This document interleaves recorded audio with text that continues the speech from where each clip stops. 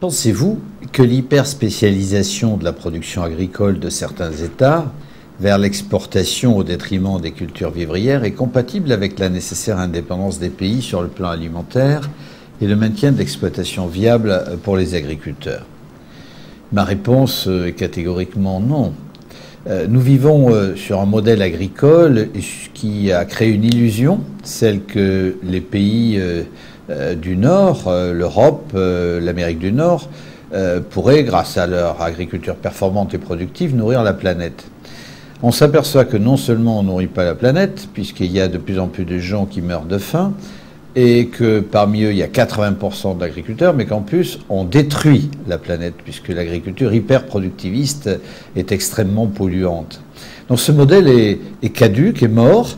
Il faut en faire prendre conscience aux acteurs et le transformer. C'est l'un des objets de la politique agricole commune à venir. Chacun convient, dans l'avis que je viens de présenter au comité des régions sur le futur de la PAC, c'était clair, chacun convient, disais-je, qu'il faut aujourd'hui prendre en compte d'autres critères majeurs, et notamment celui de la préservation de l'environnement, mais également celui de l'autosuffisance alimentaire des pays, de l'Europe, mais également des autres.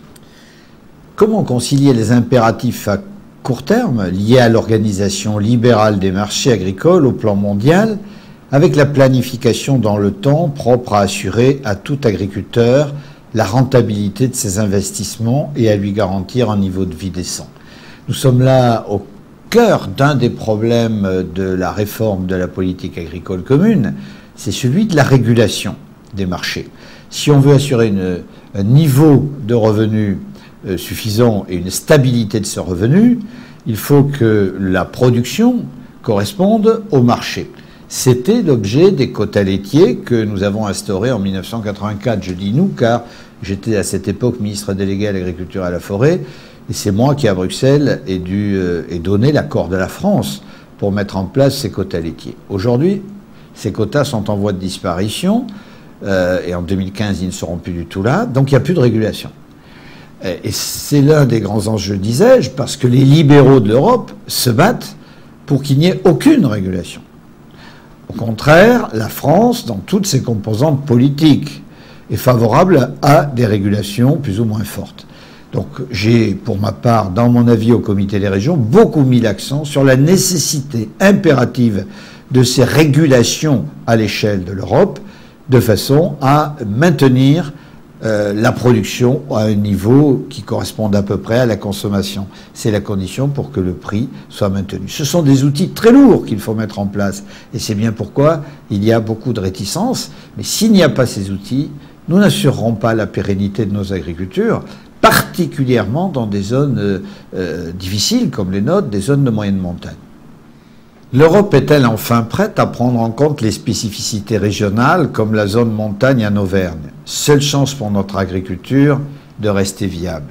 En effet, il faut mettre en œuvre des mesures tout à fait particulières, spécifiques, prendre en compte la diversité des agricultures.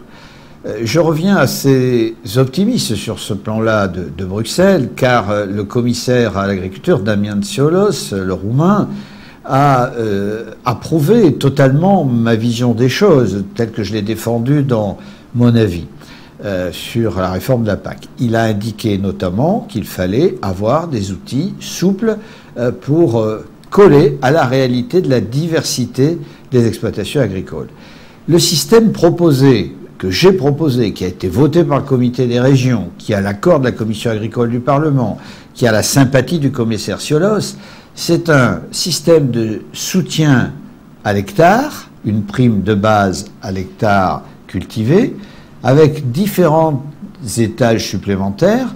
Un premier étage supplémentaire pour les bonnes pratiques environnementales au-delà des obligations, et une troisième au titre des zones défavorisées, des zones de montagne, bref, au titre de l'aménagement du territoire.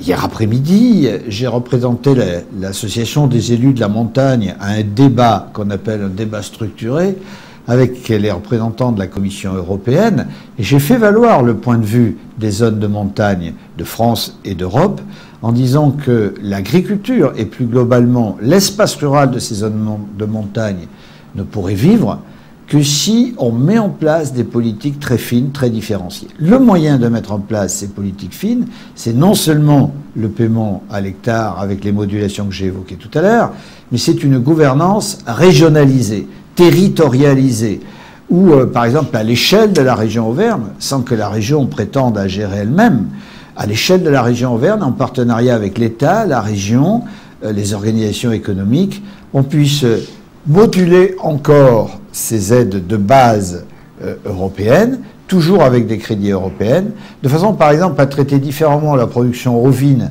de la margerie dans Haute-Loire par rapport à celle du Bourbonnais, parce que c'est pas du tout la même chose. De façon à pouvoir, s'il y a une climatologie difficile en altitude, pouvoir aider, par exemple, un peu plus le ramassage du lait. Voilà l'idée. Donc, je répète, une aide à l'hectare pour tout le monde, une première couche supplémentaire d'aide pour des bonnes pratiques environnementales au-delà de ce qui est indice minimal, et ensuite une troisième couche en faveur des zones de montagne défavorisées, le tout avec encore une modulation régionale, sous contrôle bien sûr de l'Europe.